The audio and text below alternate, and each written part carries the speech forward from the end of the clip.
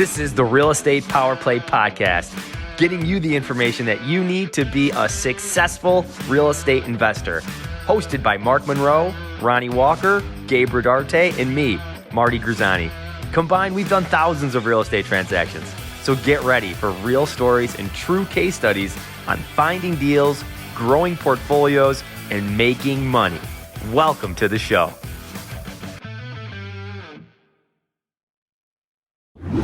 Hey guys, what's up? Welcome to the Real Estate Power Play Podcast. Today we have an awesome special guest, and we have my man, Mark Monroe. Man, how you been?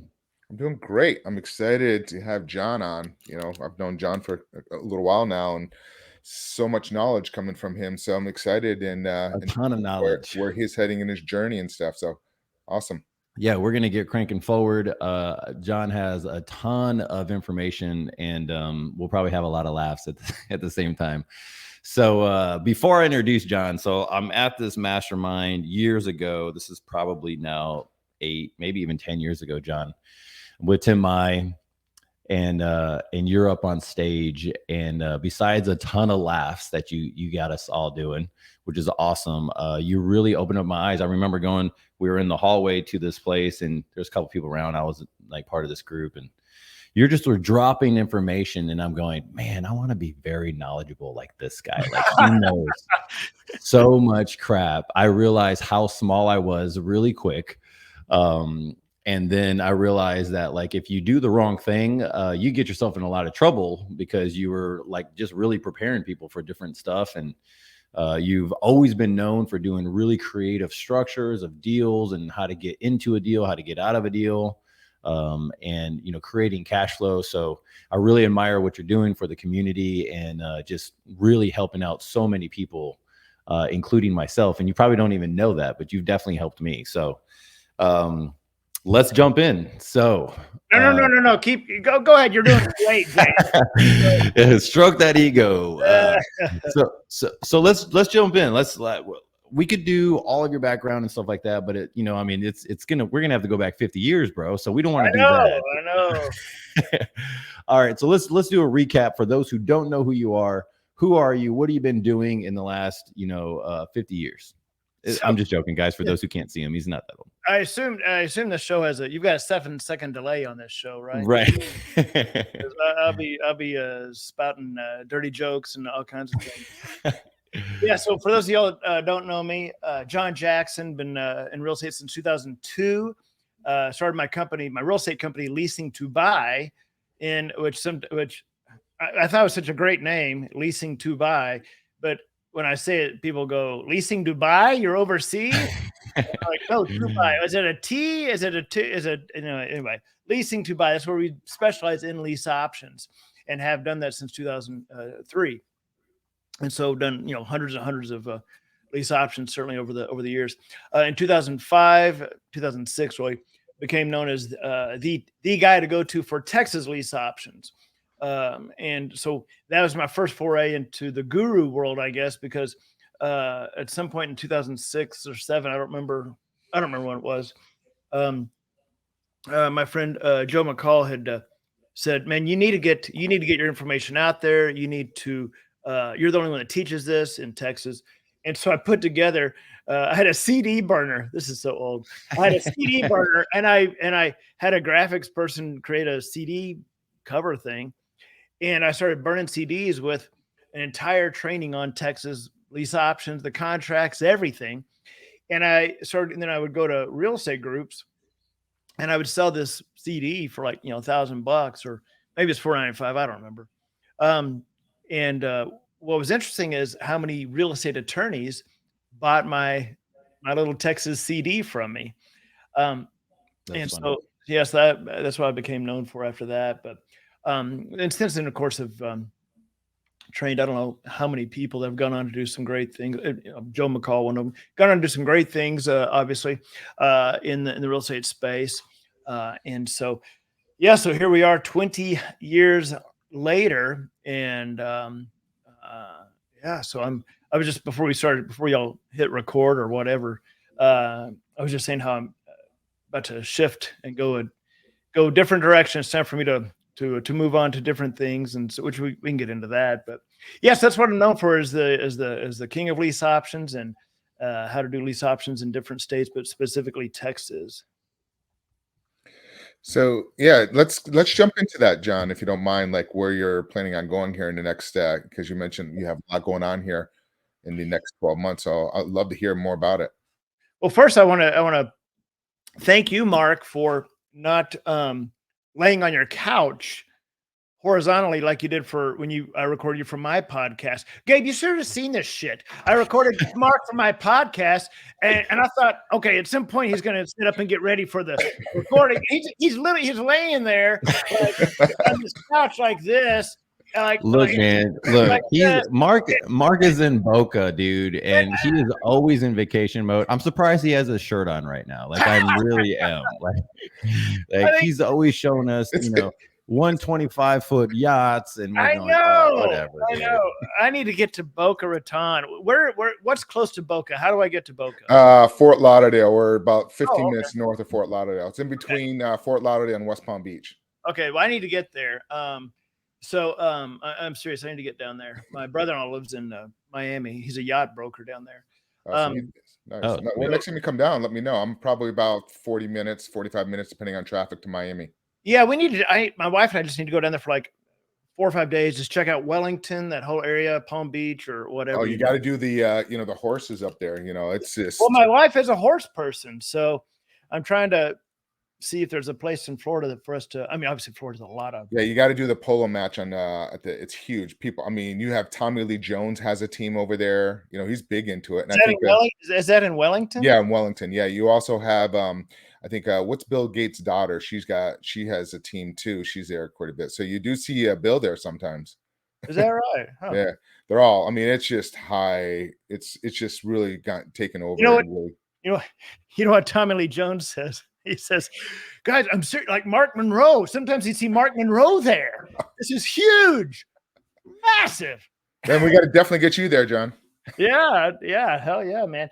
So so I've been doing as far as what I've got kind of on my plate, what I'm doing here.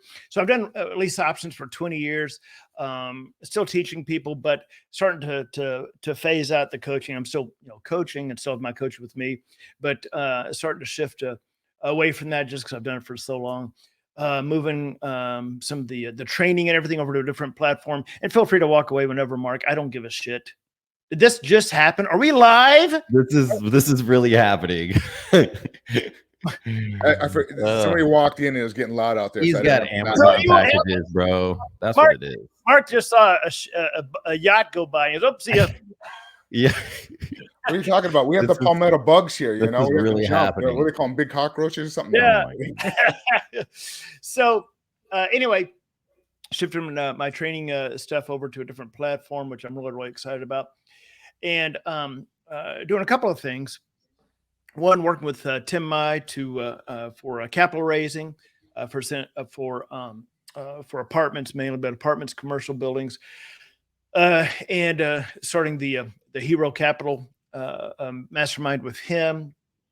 But what I'm really as exciting as that is, what I'm incredibly jazzed about is my project this year, which is not about lease options. It's not about real estate even. It's about having your head handed to you on a silver platter, and then you get kicked in the nuts on top of that. And where do you go from here after that? So the backstory is last year, I wanted to scale the coaching and info business, even though I was tired of it. Which even to say that, I'm like, well, what the hell are you talking about, John? Why would you want to scale something you don't even care about anymore? I shouldn't say don't care about, but then it's time to go on. But I was trying to position myself so that I could go on, and brought on some the people that some were phenomenal, by the way. Some were supposedly the experts in certain areas, and they ended up not being. Anyway, so within what happened was I was trying to scale my business. Within about four and a half months, I had to fire most of the people I had brought on. It was the absolute biggest disaster I've ever had in 20 years of business. Wow. And again, it wasn't real estate; it was the info and the coaching business. But at the end of the day, business is business, and it was a debacle. I was losing at one point about 50 grand a month going out the door. So from just the info and coaching, so it was a train wreck. But when you have your head handed to you, whether you're doing real estate or another business, you can either curl up in the fetal position in a closet and go, well, woe is me. Or you can say, well, this is interesting. Why did this, what can I learn from this? Right? What's that learning experience that I can come from this? So I I said, oh my God, I got to write a book about this, not about my story, but about there's got to be a freaking way, a path and methodology to actually scale a business properly. And there's also going to be a lot of the same bullshit and potholes. Can I say potholes on this show? Okay. Yeah. There's got to be a lot of the same bullshit and potholes that everybody faces when they're trying to scale that, maybe we should get this information out there. And I thought, I've got to write a book. And without even trying to come up with a title or anything, literally the universe said, boom, here's the name of the book. Cool. And I was like, oh my God, I have to write it now. And so I had my graphics guy design a cover and everything for it, which I can't do a screen share on this setup, but so the name of the book is, I don't know if I can show it on this. So the name of the book is, Should I Scale My Business or Slit My Wrist?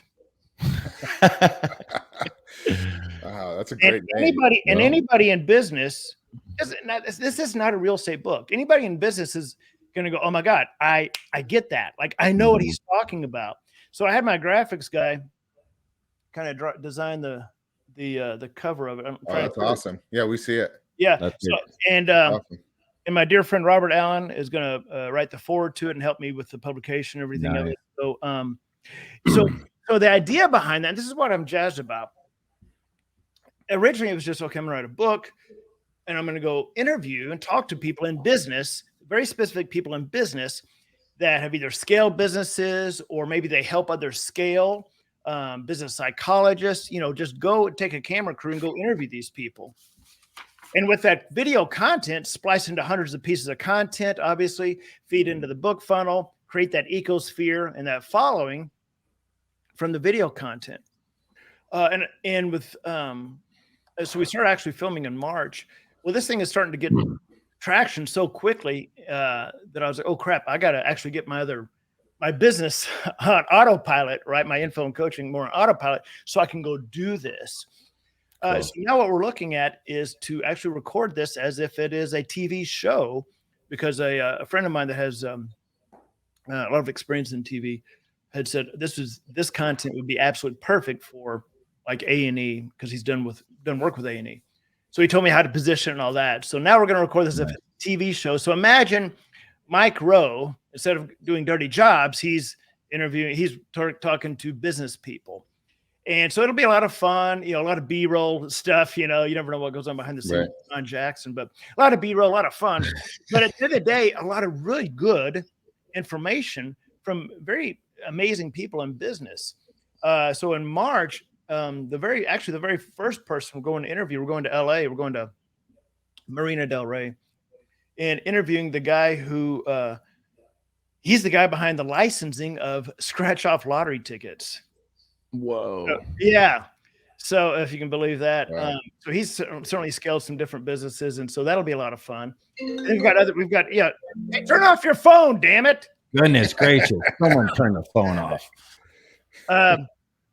Anyway, so that'll be a lot of fun. We've got a lot of people lined up already. So this is going to really snowball into something big, and I'm super excited about it. Have no idea where all it's going to lead to.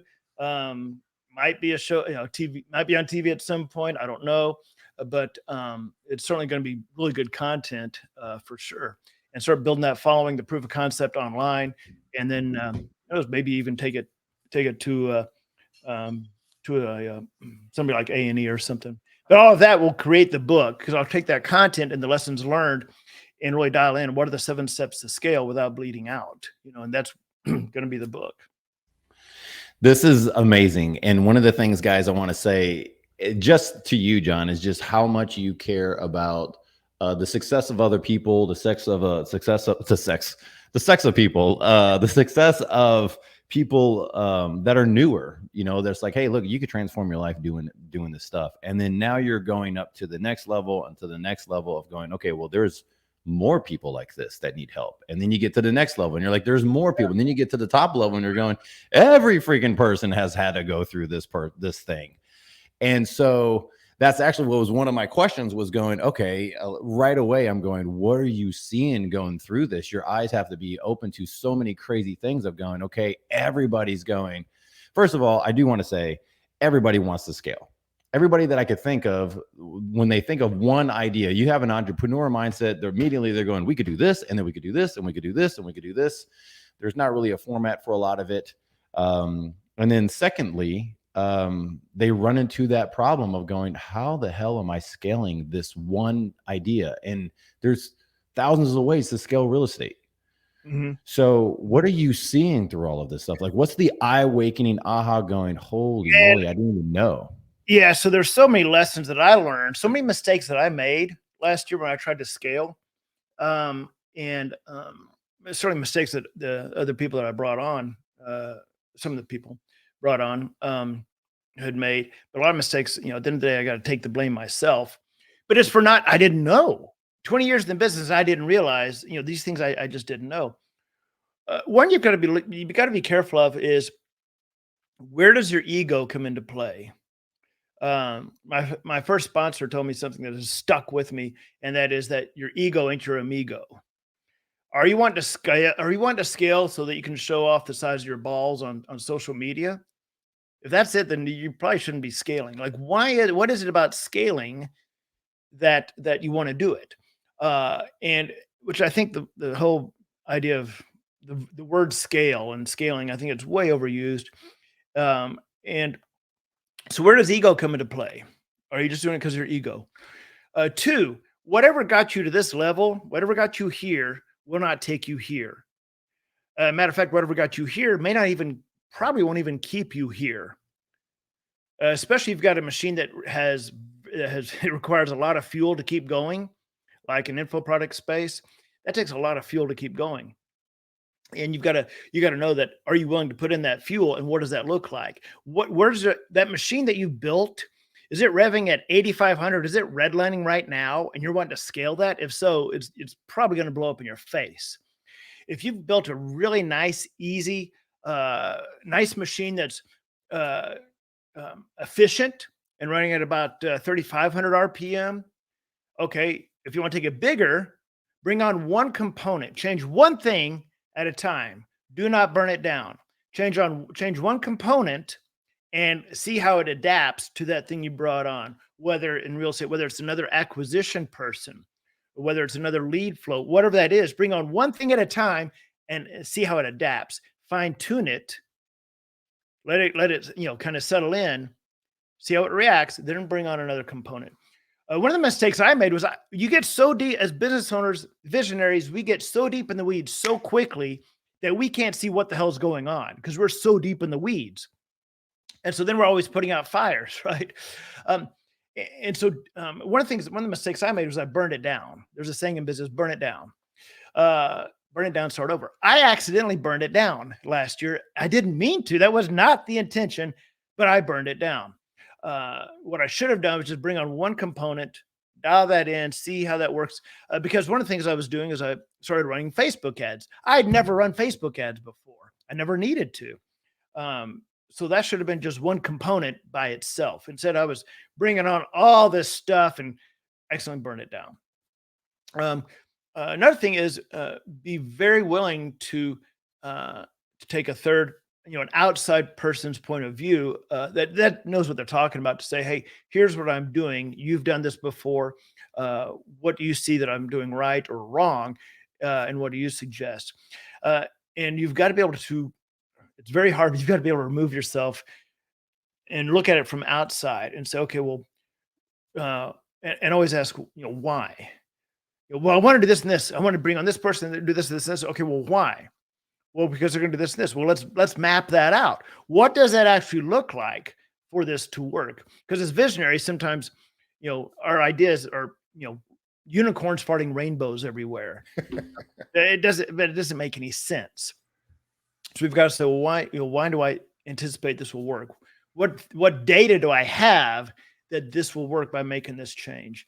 So that's, and also, if you're wanting to take things to another level, when I say what got you here won't take you there, one of the things you got to own up to is this, you got to face this, is that includes the people. The people that got you to a $500,000 a year are probably not the people going to take you to $1 million. Damn sure not going to be the same people that take you to 1.5, because there's something about that $1 million mark. I don't know if it's psychological. I don't know if it's just the freaking universe, but as you start hitting that million gross, that's very turbulent air. Matter of fact, I just bought a book. I have not started it yet. Just bought a book called Tim Mai. Damn it, I hate saying his name because that gives him free publicity. But anyway, he recommended this to me. It's called No Man's Land. Yep. What to do when your company is too big to be small, but too small to be big. And there's that gap in there, right? In our space, it may be the million to 8 million. I think he says 5 to 10 million in that book, or 1 million to 10 million. I think is that no man's land. It's probably right. Yeah, 1 million to 10 million. And I'm telling you guys, you get to that $1 million mark, and there's very rough, turbulent air that you're flying through, right? And they go, oh my! And here's a gem. This may be a chapter in my freaking book. You can't buy groceries with gross. And as entrepreneurs, man, especially with social media, boy, we love to tout that gross. Oh, look what I made! I made 50K on this deal. I made 50. No, you didn't. You got you JV'd first of all, then you got ad spend, then you got by the time you dole it out, you made like 20. Okay, which nothing wrong with that, but let's be real here. So you got to know your overhead is 18. Yeah. So right. So one of the big mistakes I made was I was looking at gross. Oh man, I did that in gross with a machine that was held together with duct tape. Imagine if I had the right systems, the right people in place. Oh man, I could blah, blah, blah, right? Unicorns farting rainbows. I didn't know my KPI. I didn't know my actual numbers, my actual KPIs. I knew gross. Why? Because it's a big, pretty number. And it makes me feel like a man. So gross is the only thing gross can feed is your ego. It can't put food on the table. All right. So you got to understand that. Yes, those are just some of the lessons I learned for sure. And this applies, in real estate, if you're doing wholesaling or whatever you're doing in wholesaling, real estate, same thing applies. And it's so easy to get caught up in social media and see the bullshit and the fake crap that you see on social. And I've been in this space long enough and know that so many of these numbers are crap. They're lies. They're fake. They're bloated. They're overinflated. They're not net. They're not net. And I see it in the info space too. It's very rampant in the info space about how someone does an offer or whatever. Yeah, let's talk about net. What did you net? And so you've got to be honest with yourself and your KPIs. Numbers. One of the things that I see a lot of times that really holds a lot of entrepreneurs back is they're too much of a control freak. And when you get to a point, they're okay managing 8 to 10 employees, but then when you need to go to that next level, they don't let back, and they're holding the growth of the company back at the same time. I've seen that happen a couple of times. I actually had a business partner that kind of held us back because I had a great team and great sales, but he was just wanting to control everything. At some point, you have to let go and start bringing management on and letting it go. And, the other thing is we had another business where it was funny is we had about 40 employees and we wanted to scale even more. And I'm like, okay, we took on this another space. We ended up with 83 employees. But what was amazing is my partner and I, our salaries never went up, but the company, all the expenses, like it goes back to the net, you know what I mean? So we didn't make any more money, but then we have this extra headache doubling our staff. And I'm part of a mastermind group, Leadership Boardroom, which is a phenomenal group. want everybody to use my affiliate link. There's no affiliate link. But we talk about, the main thing we talk about there is vision. What is this in your vision? And I guarantee you, Mark, having 85 employees making the same amount of money with twice the amount of headaches was not your vision. And so we have to say, is this actually in my vision? Because especially as we grow and have been around for a while, we get thrown all kinds of opportunities, and we have all kinds of ideas too. I say this, that as a visionary, the greatest idea we've ever had was the idea that we just had. Like, oh my God, listen to this, right? I just had this great idea. And then the next day it's like, oh my God, wait, no, listen to this. And we've got to be able to say, okay, that's cute and everything, but is this even in your vision, right? And so something I've been much more aware of is the opportunities that come my way where I go, I like that. I'm not going to pursue it. I like that. I'm not going to pursue it. I just read a book, The Gap and the Gain, which I highly recommend. And so many nuggets in there. And it talks about high achievers, how we tend to live in the gap versus the gain. The gap is we're here and here's our goal is to whatever this is. And we make this progress, but all we see is the gap. And we feel we're down on ourselves. We may get depressed. We may have anxiety because all we see is this gap. Where instead of looking backwards and saying, hey, look at all this gain that we've made here. And one of the things it talks about in there is they're talking about the British rowing team for the Olympics many, many years ago, how they wanted to lock in the gold medal. And so they simply lived by a simple question. That question is, will it make the boat go faster? So anytime they had an opportunity for something, or they would say, will that make the boat go faster?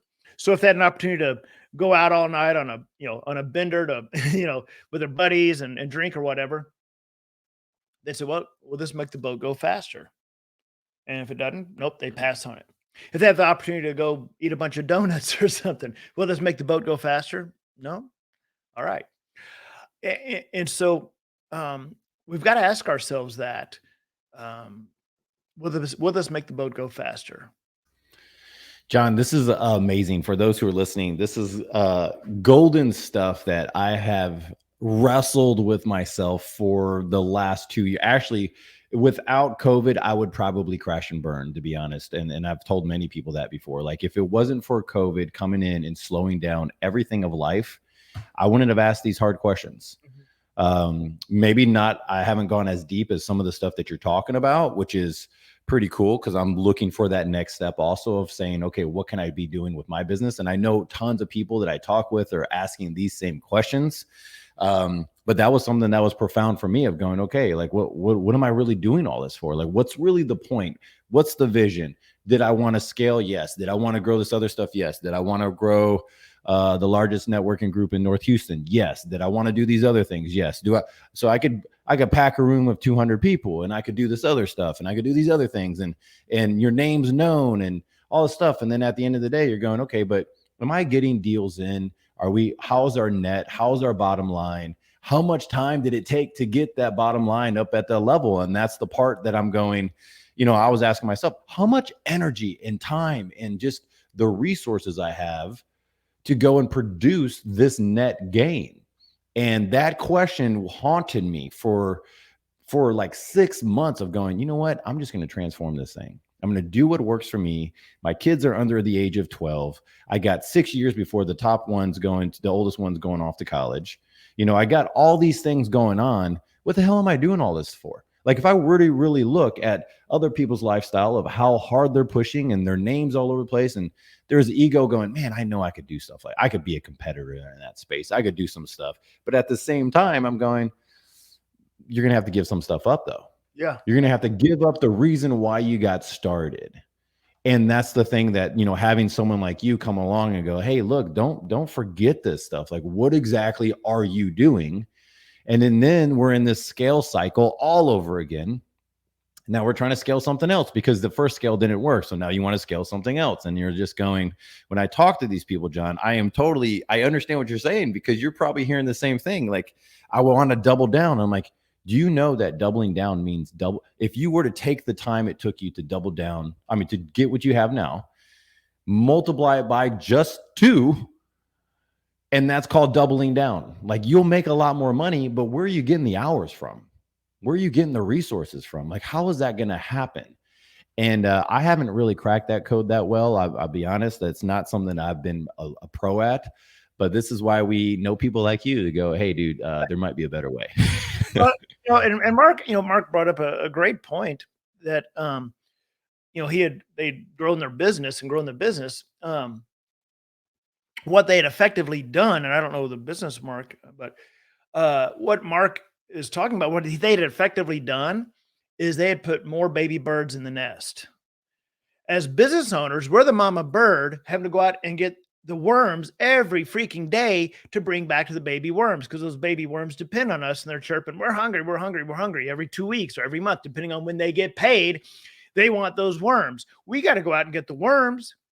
So you think you're scaling, you're bringing more baby birds in the nest. Now you got to get more freaking worms, right? And so you've got to be careful about the baby. That's golden, by the way. I've never heard of that before. That's awesome. I love it. Yeah, that's just how I feel anyway. I got to go produce. I got to bring back the worms for the baby worms in the nest. You've got to say, well, do I even need all these baby worms? They're not producing, or which ones are producing, and which ones can I get rid of? And there again, it's so easy to get so deep in the weeds that you don't realize, oh my God, I can't find enough worms to feed these people, feed these baby worms, and I'm not even eating more myself, like Mark was talking about. So a phenomenal story is about a guy who is in. He was very heavy in the info space and the speaking and coaching space. Zach Childress, and his story is really interesting. How he blew up him and DC Fawcett. He blew up this info business, and then Zach is on the road all the time and doing all these big events, had the sales team, this and that.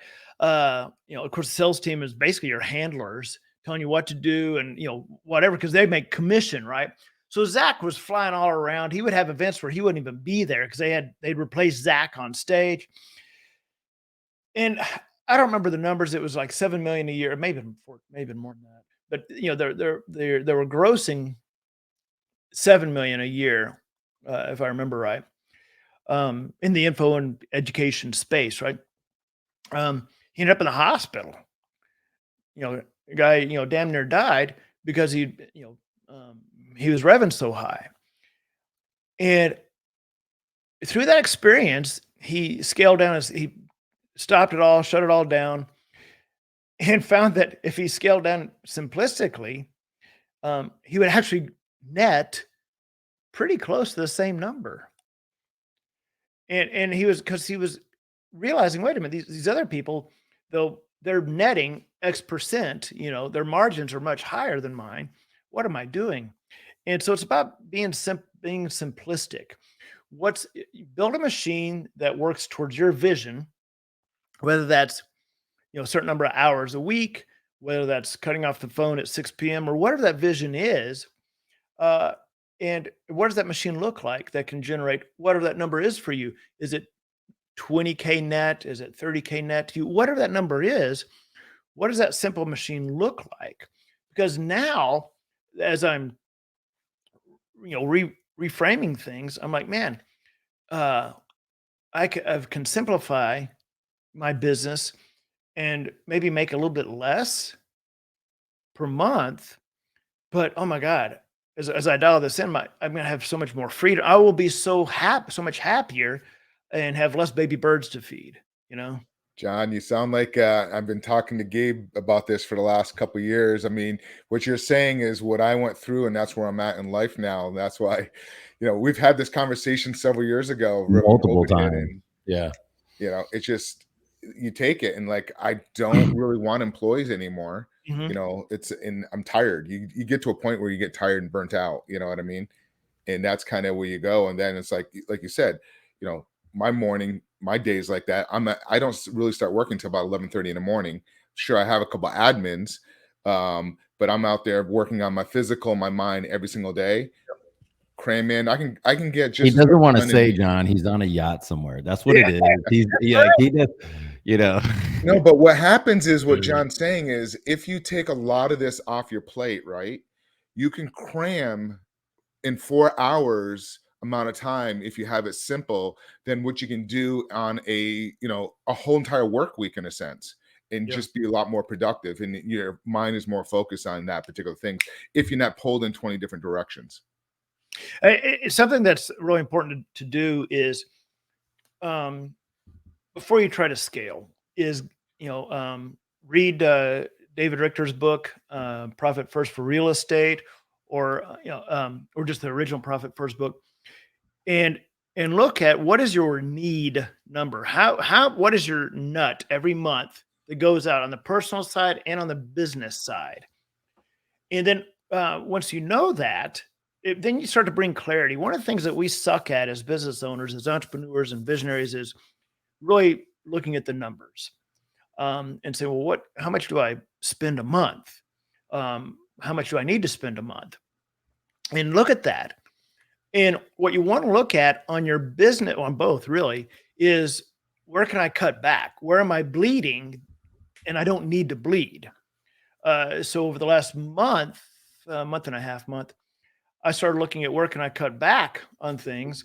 And literally I was like, oh my God, you gotta be kidding me. And I cut back about $7,000 worth of expenses a month that was just going out the door.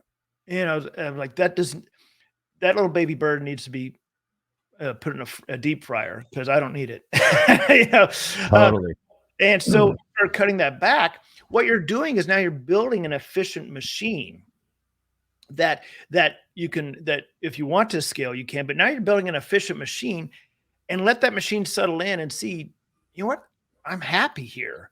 Or, you know what, I like this, but now I'd like to kick it up a notch. Okay. Bring on a little one component. If necessary, if absolutely necessary, a baby bird, if necessary, but see how the machine reacts to that. At the end of the day, if you're okay, if you're happy doing whatever that number is per month, and you don't need to double or triple it, and just stay where you are and go play So softball. here's the big question though. Like, this is the thing that you hear the debate in our space and real estate. You hear it definitely within realtors of like, okay, well, I need to get 5 more salespeople to out there freaking doing sales calls and stuff. I'm like, okay, got it. Wholesalers are saying that. You have other people saying, well, I need more people. I need more bird dogs. I need more people who want to know this business, that send me more deals because I want to sift through those deals. And then you get to the place of going, okay, well, who's doing the underwriting of those deals? Right. And because we all know that not all the numbers match up. So you got to verify the numbers because you don't want to buy a crappy property. One bad deal could really mess up your life for a year. Because I could raise my hand to that one. And then you're going, crap, what's the point? So here's the question. Grab another salesperson, another baby bird, or grab an executive assistant who is nowhere near that cost, that can help you brain dump, get the stuff out of your mind, help you process stuff, help you get systems and processes in place while you're gradually building out. And then you could go, you know what, I can have another person in. But that takes money and time. And I don't think everyone, like Mark trained, like really helped me go, let me show you just how to create a couple processes. So I guess the question is, out of all your years of experience, you've seen both sides, right, John? To me, I lean towards hey, grab a great executive assistant that can help you get the stuff organized, you can brain dump on and create something that's longer than 6 months, and a marketing plan that, quote unquote, is only going to last you 6 months because you're going to get shiny object syndrome. Yeah. So what a lot of people need is an integrator, which an integrator sometimes I refer to him as a cock blocker. But that's not really their job, is to be a cock blocker. Their job is to filter some of your ideas, and then integrate your ideas if they make sense. But because they're going to help position and take your ideas that you have and integrate them. But a good one will also say, "Oh, that's a great idea. We're not going to do that." Right. Totally. Because they know that as a visionary, how you think. Um, one of the best things you could do is take a predictive index test by someone that knows how to analyze it and see where are you and why do you think the way you do, right? Um, because as a visionary, an integrator is not going to think the way you do. They're going to see things differently, and that's what you want. You don't want to hire someone like you. You don't want two Gabes or two Marks, or I don't want two Johns. So bring someone in that can help, that you can delegate things to, whether it's admin stuff, integration stuff, etc., and then assess if it's time to bring on a baby bird or not. And what Well, about the opposite of that? What if they are an integrator and they need the opposite? If they are an integrator, if you're like but you need that visionary, how do you balance out? What do you suggest on that? Integrators typically going to be a little more tactical, a little more data driven. I got to say, I don't, in my years of experience, there's not that many people, at least in our space, that I've met that are more tactical like that, more of an integrator type mindset. Most of them tend to be more of a visionary promoter type thing, and fly by the seat of their pants. Every now and then I'll run across someone in our space that's more of a integrator methodology, but that's not that common. Yes. I guess if they had the integrator type methodology, still having that assistant to at the very least to double check their work and to question them, to make them question themselves. Jerry Green says something you definitely don't want to do is you don't want to scale chaos. Right. And that's true. Yep. And that's what we can so easily do is scale chaos. You said something before about your trenches so much when you can't see what's going on. The best bet is just take a long weekend getaway and just shut down and not even look at your phone. Just really disconnect from everything. Because even though you're traveling and you're trying to get away, you still are sitting there on your phone and kind of dealing with work. You got to completely shut down for a few days. Mm-hmm. Oh yeah. Refresh your brain. And get a clear head. So what do you think the past year, the number one thing was that, really open your eyes up on like what I could have done a little differently of growing? Because, if you're not failing, you're not learning, if you will. Yeah. Yeah. So looking back, one of the mistakes I made was I shut down the machine that was working. I felt like I had to shut it down to get this other one kick-started. I don't know that I had to do that at the time. I felt like I did. So what happened was this machine that was spitting out money, this little machine that was held together duct tape, right? And Google Sheets, it was spitting out money, but I had to shut it down to get this one going. Going back, I would say, is there a way to keep this going while we start to feed this one some fuel and test this one, right? And I never tested this one. I just had to shut this one down. So don't kill what's working. Don't kill what's working. Beta test the new machine if you can. Beta test it, see if it works before you take it on the track. And know, like I said, know your numbers. Know, like if my gross was X amount, well, how much is going out the door? How much am I bleeding right now that I don't need to be bleeding? Get lean and mean first, and then decide if you want to scale it or not. And then again, a little component at a time.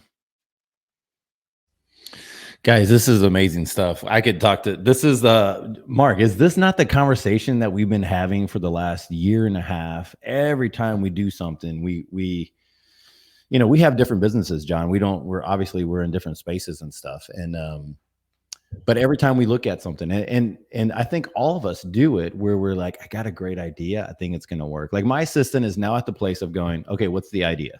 Right. Like he's just like, I'm voice texting him, hey, look, this is what I'm thinking, blah, blah, blah, blah, blah. And he goes, okay. He goes, and now I have a form that goes, put that on the Gabe's idea form. And it's just a Word document or a Google Sheet document. It's just like, okay, cool, put it over there.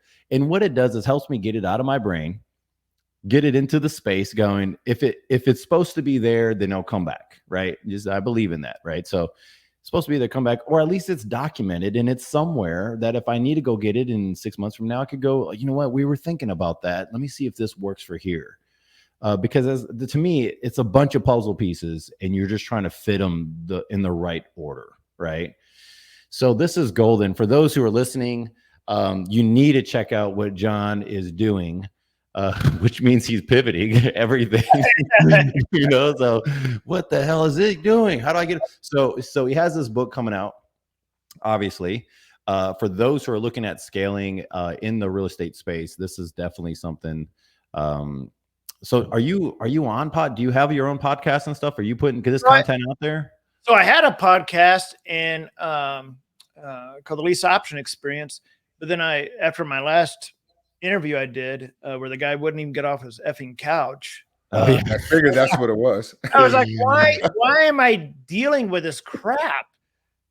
Like, does he not know who the hell I am? So I shut it down. It's still out there on iTunes, the Lease Option Experience. What I found is that for me, podcasts don't give me a chubby because it's very two-dimensional. And I mean, I enjoy this, don't get me wrong, but for me to be my show, I want to be with the person. I want to, see what happens, whatever, have lots of B-roll, I want to have that interaction there, which was one of the reasons, like with this show that we'll do. Cause like Tim Mai was like, why are you just do a Zoom meeting, just do a Zoom meeting. I'm like, no, you're missing the freaking point, dude. It's not about a Zoom meeting. It's about going to meet with a human being, Right. Yeah. I think we got an event coming up is it Houston? I think I'm gonna, yeah. Are you gonna be at the Hero event? I am. I'm coming out to that one. Oh, that's in April. Hell yes. Yeah, man. Gabe, you got to go to that. I'm going to be coming out there. That's going to be awesome because that's going to be, unless something happens, that's going to be the last Hero Coaches event. Sweet. Yeah, the two previous have been amazing. The one in Key West, the one in Amelia Island, this in Houston. So, it's going to be a great event. But as far as I think you were trying to ask where people can find me. So, so I would imagine within about 10 months of this of us recording this, my book will be out. Should I Scale My Business or Slit My Wrist? In the meantime, coming up in about probably a couple months, we'll start putting out the content out on YouTube and on social of the shows, of the edited down shows, so people can start following that. Outside of that, if you want to follow me now, you can go to get my training. My lease option training is leaseoptionclasses.com. So you can find all my stuff there, leaseoptionclasses.com. And if someone has a question, they just go message you on Facebook. Is that what, like, they're like, hey, man, I just need some ideas. Help me out. On Instagram, I'm John Jackson Official. I don't go to IG a lot. My VA does that. Yeah. But I mean, I'll check it if people send me messages. He's probably on Facebook the most, guys. He's we call them boomers, but you could call them whatever you want to call them. Yeah. I'm on MySpace. Yeah. Oh boy. Guys, thank you so much for joining us on this call. John, you're amazing. I knew it would go freaking amazing because you are that guy. So thanks a lot for chugging and just being that fire and helping out the next generation of investors and homeowners, builders, business owners, and stuff like that. So guys, if you want to connect with us, get with us on YouTube. We're on Facebook, Instagram. John or Mark, where else are we? All over, right? Yeah, the regular places where most people the regular places. Okay, guys, we'll talk to you later. Peace. Take care. This has been another episode of Real Estate Power Play, guiding real estate entrepreneurs to a brighter future. If you liked what you heard, consider subscribing wherever you listen to your podcast or follow us on YouTube at Real Estate Power Play.